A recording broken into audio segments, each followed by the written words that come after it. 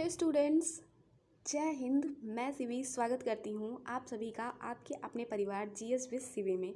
तो आज की हमारी ये जो क्लास है ये एक प्रैक्टिस क्लास है, ठीक है।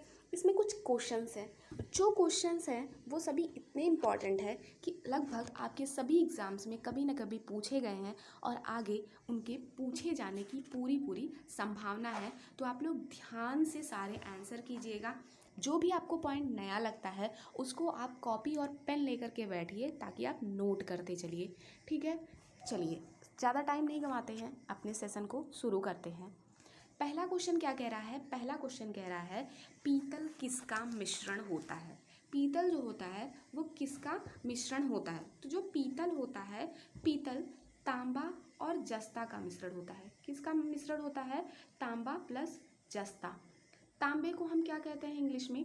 तांबे को हम कहते हैं कॉपर, और जबकि जस्ते को हम जिंक कहते हैं।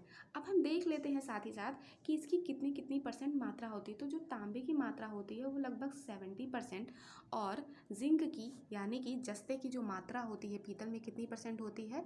30% होती है, ठीक है। ये तो था पीतल के बारे में कि पीतल किसका किसका मिश्रण है। पीतल जो है वो तांबा और जस्ता का मिश्रण है, तो हमारा ऑप्शन नंबर सेकंड सही हो जाएगा। आइए जान लेते हैं तांबा और टिन के मिश्रण से क्या बनता है। तो जो तांबा और टिन का मिश्रण है इससे बनता है कांस्य, ठीक है। कांस्य जिसे हम कांसा भी कहते हैं, ठीक है, कांसा भी कहते हैं। ये तांबे और टिन के मिश्रण से बनता है। कितना परसेंट होता है?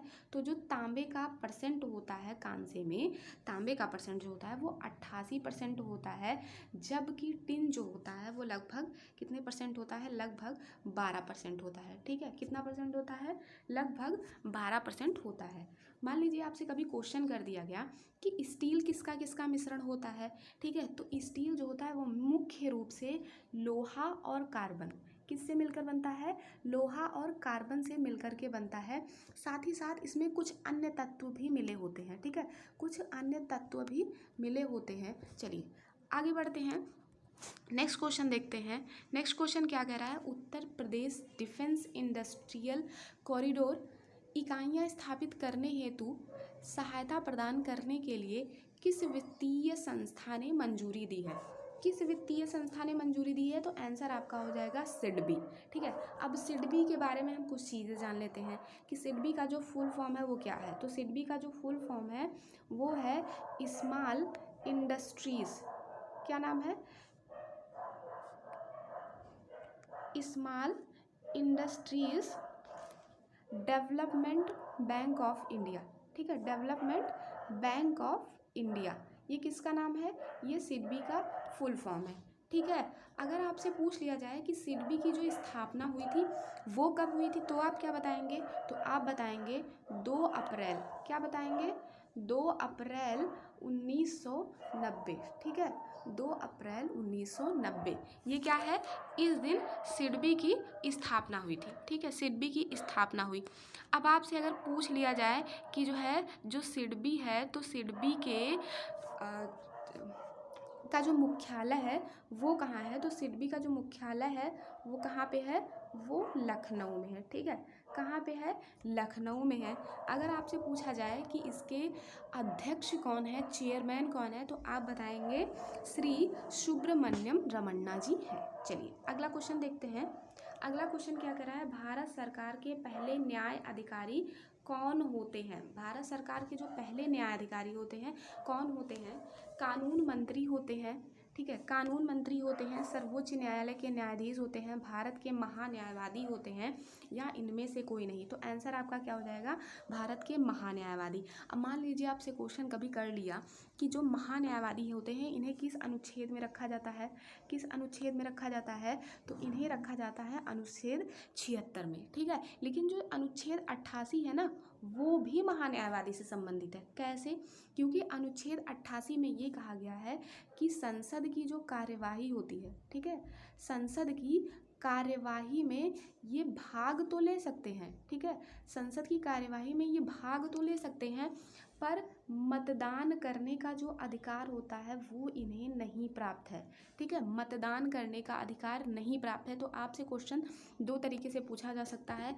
एक तो ये कि महान्यायवादी किस अनुच्छेद में महान्यायवादी के बारे में बताया गया है? तो आप बताएंगे 76 में। कौन से 2 अनुच्छेद हैं जो महान्यायवादी से संबंधित है? एक तो 76, दूसरा 88। ऐसा कौन सा सदस्य है जो संसद की कार्यवाही में भाग तो लेता है पर मतदान करने का अधिकार नहीं रखता है? तो वो कौन हो जाएगा? वो हो जाएगा महान्यायवादी। ठीक है। अब योग्यता इनकी क्या होती है? तो योग्यता जो होती है ये सर्वोच्च न्यायालय के न्यायाधीश के समान होती है। जो भी व्यक्ति सर्वोच्च न्यायालय के न्यायाधीश बनने की योग्यता रखता है वही भारत का महान्यायवादी बन सकता है। नियुक्ति इनकी कौन करता है? तो इनकी जो नियुक्ति करता है वो कौन करता है? राष्ट्रपति। ठीक है, कौन करता है? राष्ट्रपति। अब आपसे कार्यकाल भी पूछा जा सकता है, तो उनका कोई निश्चित कार्यकाल नहीं नियत होता है। इनका कोई निश्चित कार्यकाल नहीं होता है। जब भी राष्ट्रपति चाहे महान्यायवादी को उनके पद से मुक्त कर सकता है। इस तरह से हम कह सकते हैं कि जो महान्यायवादी का पद है वो राष्ट्रपति के प्रसाद पर्यंत होता है ना। राष्ट्रपति के प्रसाद पर्यंत होता है। जब भी राष्ट्रपति चाहे इन्हें इनके पद से मुक्त कर सकता है। चलिए आंसर क्या हो जाएगा? आंसर हो जाएगा भारत के महान्यायवादी। अगला क्वेश्चन देखते हैं। क्वेश्चन नंबर 4 क्या कह रहा है कि भारत का पहला अमृत सरोवर राज्य में स्थापित किया गया था। किस राज्य में स्थापित किया गया था? पंजाब में, झारखंड में, उड़ीसा में या उत्तर प्रदेश में? अब पहले हम जान लेते हैं कि अमृत सरोवर है क्या। अमृत सरोवर एक मिशन है। ठीक है, एक मिशन है जिसे अभी जल्द ही हमारे प्रधानमंत्री नरेंद्र मोदी जी ने कब लॉन्च किया था? 24 अप्रैल को। ठीक है, 24 अप्रैल इसी साल यानी कि 2022 में ही लॉन्च किया गया था। इसके तहत क्या है? 50,000 लगभग 50,000 जलाशयों का निर्माण करना है। ठीक है, कितना? 50,000 जलाशयों का निर्माण करने का लक्ष्य इसमें रखा गया है। और इसमें हर जिले में लगभग कितने जलाशय? 75 जलाशय। आपसे पूछा जा सकता है कि इसका लक्ष्य कितना है? तो इसका जो लक्ष्य है वो 50,000 जलाशय है। और प्रत्येक डिस्ट्रिक्ट में कितने जलाशय स्थापित किए जाएंगे? तो आप बताएंगे कि 75 जलाशयों का निर्माण किया जाएगा। क्वेश्चन आपसे पूछा है कि किस शहर में सबसे पहले स्थापित किया गया था? तो उत्तर प्रदेश के रामपुर में। सबसे पहले कहाँ स्थापित किया गया था? उत्तर प्रदेश के रामपुर में सबसे पहला अमृत सरोवर स्थापित किया गया था। ठीक है, सारे पॉइंट्स आप नोट करिए। हो सकता है आपसे डायरेक्ट क्वेश्चन ना करके इनडायरेक्ट क्वेश्चन कर ले, इसलिए आपको चीज़ें याद होनी चाहिए। अगला पॉइंट क्या है? अगला पॉइंट है भारत का सबसे लंबा राष्ट्रीय राजमार्ग कौन सा है? भारत का सबसे लंबा राष्ट्रीय राजमार्ग आपसे पूछा जा रहा है NH47, NH48, NH27 या NH44। तो अगर हम आंसर की बात करें तो आंसर क्या हो जाएगा? NH44। ठीक है, क्यों NH44? क्योंकि ये श्रीनगर से कन्याकुमारी तक जाता है। कहाँ तक जाता है? श्रीनगर से लेकर के कन्याकुमारी तक जाता है। ठीक है, कन्याकुमारी तक जाता है, इसलिए ये भारत का सबसे लंबा राष्ट्रीय राजमार्ग है। ठीक है, क्या है? सबसे लंबा राष्ट्रीय राजमार्ग है। अगर हम बात करें NH48 की, अगर NH48 की बात करें तो ये दिल्ली से हो करके कहाँ तक जाता है? तो ये जाता है चेन्नई तक। ठीक है, चेन्नई तक ये जाता है। अगर हम बात करें NH27 की तो ये लगभग 7 राज्यों से गुजरता है और गुजरात के पोरबंदर से, ठीक है, असम के सिलचर तक ये जाता है। कहाँ तक जाता है? असम के सिलचर तक जाता है, गुजरात के पोरबंदर से होके। किन 7 राज्यों से होकर के गुजरता है? आप दिमाग में बिठा लीजिएगा। असम, दिल्ली, हरियाणा, गुजरात, महाराष्ट्र, कर्नाटक और तमिलनाडु से, क्योंकि आपसे क्वेश्चन पूछा जा सकता है। 4 ऑप्शन आपको दिए जा सकते हैं, 4 राज्यों के नाम दे करके पूछ लिया जाएगा कि NH27 किस राज्य से नहीं गुजरता है, तो आप कंफ्यूज हो जाएंगे, इसलिए राज्यों के नाम भी दिमाग में बैठा लीजिए। चलिए अगला पॉइंट देखते हैं। अगला क्वेश्चन क्या कह रहा है? क्वेश्चन नंबर 6 कह रहा है निम्न में से कौन सा गलत है? कौन सा गलत, यानी कि गलत आपको देखना है। तो जो रिहंद बांध है ये कहाँ पे है? ये रिहंद नदी में है ना, रिहंद नदी पे है। और किस जगह पे है, तो कहाँ पे है, सोनभद्र में है। अब ये सोनभद्र कहाँ पड़ेगा, तो जो सोनभद्र पड़ेगा ये हमारे यूपी में पड़ेगा।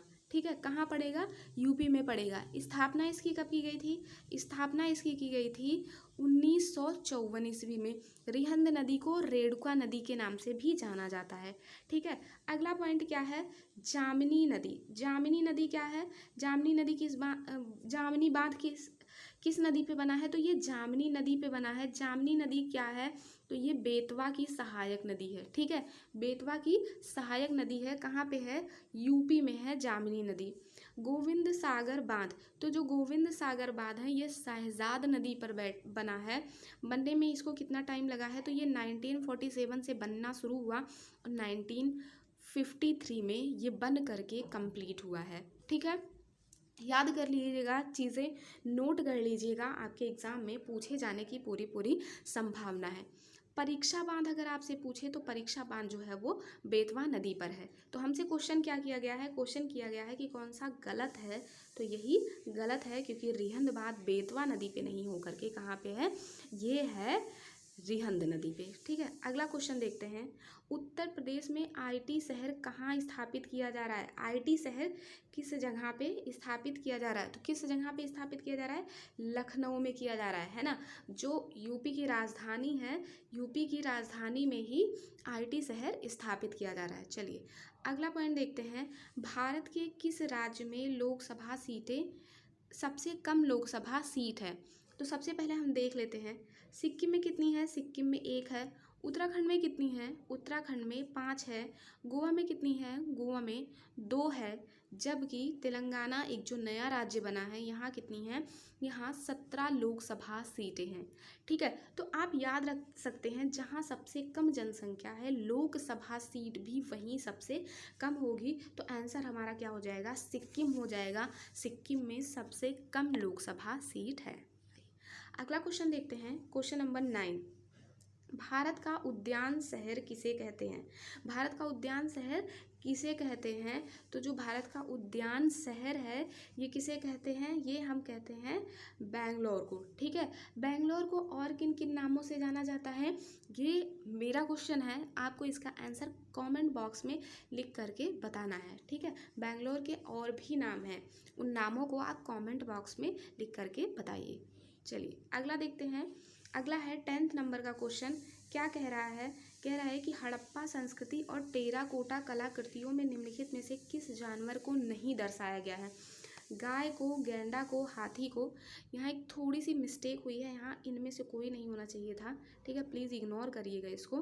तो किसको नहीं दर्शाया गया है, गाय को नहीं दर्शाया गया है, गैंडे को भी दर्शाया गया, हाथी को भी दर्शाया गया है, किसको नहीं दर्शाया गया है, गाय को नहीं दर्शाया गया। इसलिए आंसर हमारा क्या हो जाएगा, आंसर हमारा हो जाएगा गाय। ठीक है, तो आज के लिए बस इतना ही। अगर आपको सेशन पसंद आया होगा तो प्लीज़ शेयर करिएगा अपने फ्रेंड्स ग्रुप में और लाइक भी कीजिएगा, सब्सक्राइब करिएगा ताकि जो भी क्लास डाली जाए उस क्लास का नोटिफिकेशन आपको ज़रूर मिल जाए। सब्सक्राइब करके बेल आइकन को प्रेस करना बिल्कुल भी ना भूलिएगा। तब तक के लिए आप लोग हंसते रहिए, मुस्कुराते रहिए, खुश रहिए, अपनी पढ़ाई में व्यस्त रहिए और अपने माँ बाप का नाम रोशन करने के लिए निरंतर प्रयासरत रहिए। All the best, thanks for watching.